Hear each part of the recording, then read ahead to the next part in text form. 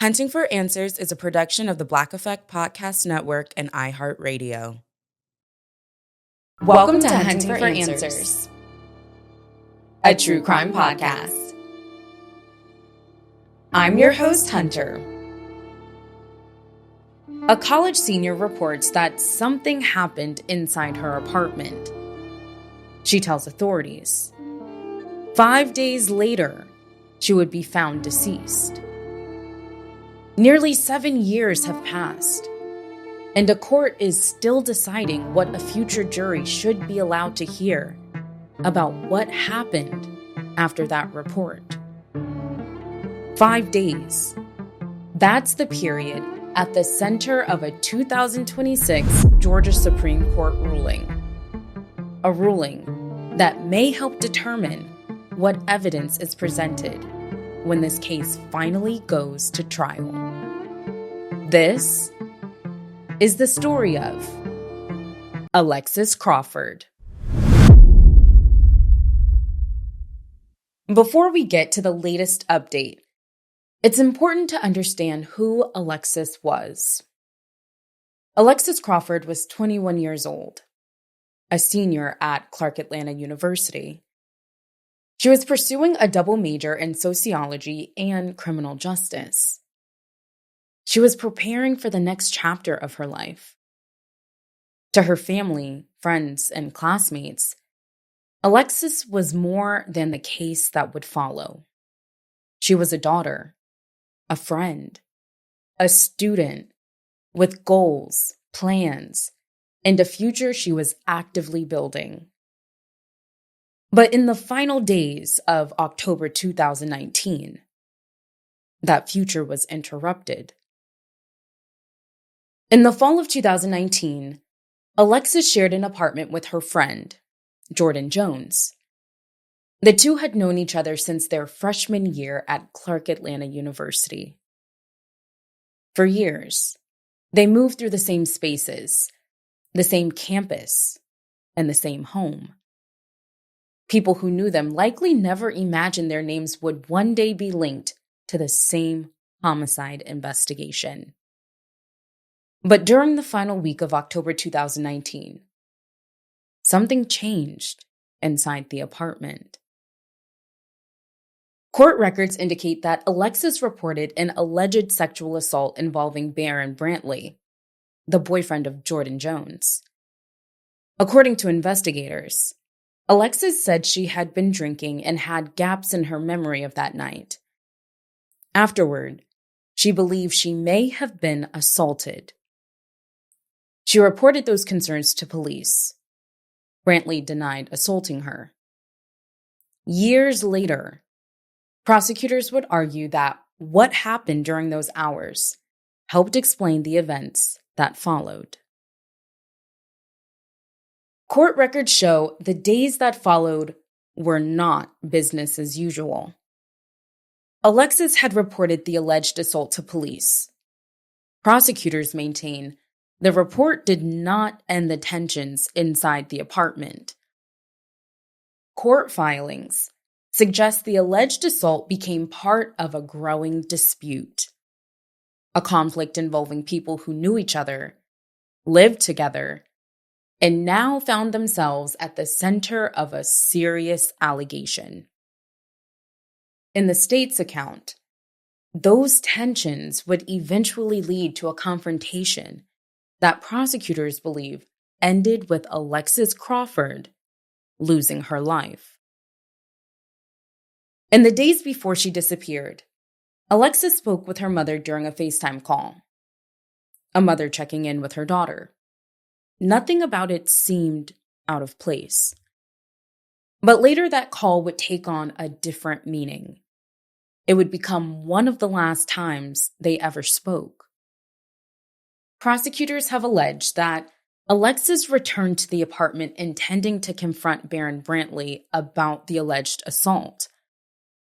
What followed would become the basis for the state's case. Prosecutors contend an argument took place. They allege that Brantley strangled Alexis and that Jordyn Jones helped place a bag over her head. Those allegations have yet to be heard by a jury. And as the case moves toward trial, both defendants continue to be presumed innocent. But outside the apartment, no one knew what prosecutors would later allege had taken place. Alexis's phone was going to voicemail. She hadn't been to class. She hadn't been to work. For her family, the silence was concerning. As days passed, the search expanded. The Clark Atlanta community rallied to help. Flyers were posted. Her photo began appearing across social media and across Atlanta. Friends, classmates, and family members waited for answers. A week later, the answers they had been seeking finally arrived, but not the ones anyone had hoped for. On November 8th, 2019, investigators recovered Alexis Crawford's body in Exchange Park in DeKalb County. Authorities said her body was found inside a container. The medical examiner ruled her death a homicide. The cause? Asphyxiation. The missing person case was now a murder investigation.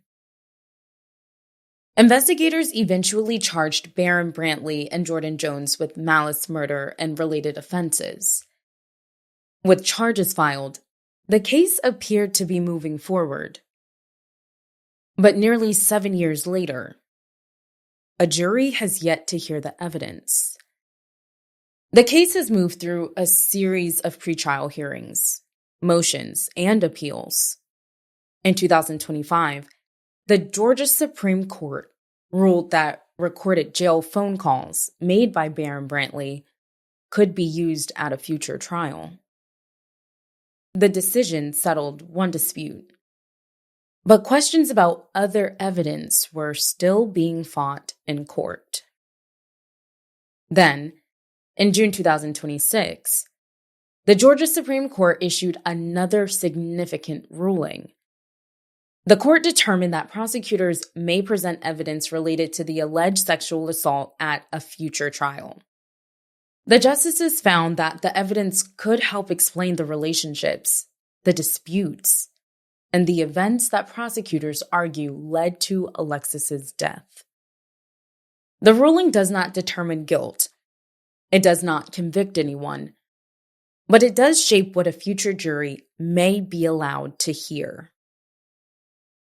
Nearly 7 years later, Alexis Crawford's case is still waiting for a trial.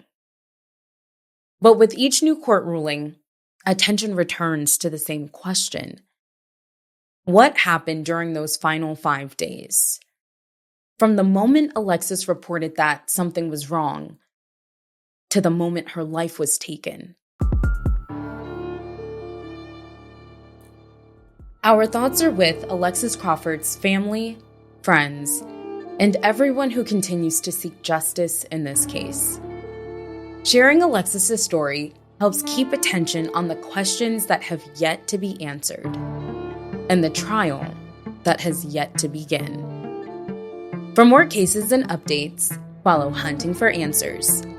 You can also connect with us through our Facebook group and find us on YouTube, Instagram, and TikTok. And as always, if there's a story you believe deserves attention, we'd love to hear from you. Thank you for joining us for another episode. Until next time. Hunting for Answers is a production of the Black Effect Podcast Network. For more podcasts from the Black Effect Podcast Network, visit the iHeartRadio app, Apple Podcasts, or wherever you listen to your favorite shows.